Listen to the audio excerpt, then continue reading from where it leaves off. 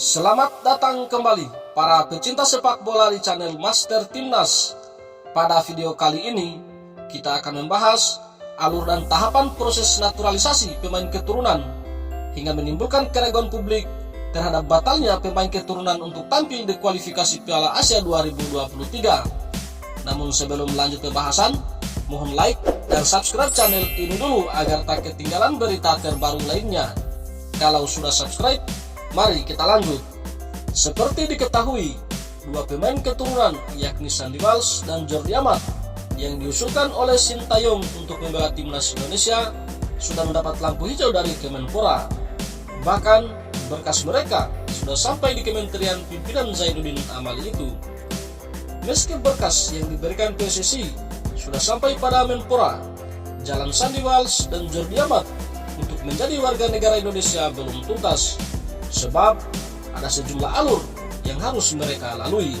Alur proses naturalisasi yang tak kunjung selesai membuat publik ragu jika kedua pemain keturunan itu tidak dapat tampil membela timnas Indonesia dalam kualifikasi Piala Asia 2023. Terbaru, salah satu tenaga ahli Menteri di Kemenpora, Gatot S. Dewabroto, tidak yakin proses naturalisasi tiga pemain keturunan yang diajukan PSSI bisa rampung sebelum kualifikasi Piala Asia 2023 pada Juni mendatang. Hal ini disampaikan mantan sekretaris Kemenpora di kolom komentar Instagram pribadinya pada Jumat 25 Februari 2022. Ia menegaskan bahwa akan memproses naturalisasi pemain secara prosedural. Saya tidak yakin di kualifikasi Piala Asia bulan Juni 2022 keburu. Pokoknya kami tetap prosedural, tidak ada yang mempersulit. PSSI juga sudah kerja keras untuk meneliti, tulis Gatot ketika menjawab pertanyaan netizen. Untuk diketahui, alur dan tahapan proses naturalisasi pada pemain keturunan memang sangatlah panjang.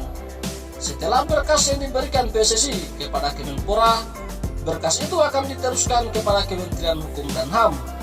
Adapun di kementerian itu akan dilakukan proses administrasi yang juga menggandeng Direktorat Jenderal Administrasi Hukum Umum. Jika berkas Sandy dan Jordi Amat kembali lolos, berkas berlanjut kepada Sekretariat Negara. Setali tiga uang, Badan Intelijen Negara alias BIN juga terlibat. Khusus untuk BIN, berkas Sandy dan Jordi akan lebih dititik beratkan pada apakah mereka pernah terlibat urusan kriminal internasional atau tidak.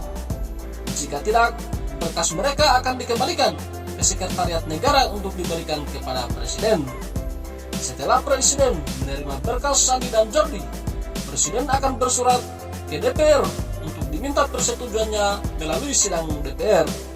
Jika semua berkas sudah oke, DPR akan mengembalikan berkas kepada Presiden untuk merekomendasikan bahwa Sandy Walsh dan Jordi Amat dapat diberikan status WNI.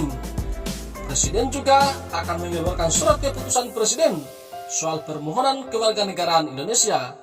Barulah kedua pemain tersebut akan disumpah untuk menjadi warga negara Indonesia di Kementerian Hukum dan HAM. Bagaimana menurut teman-teman?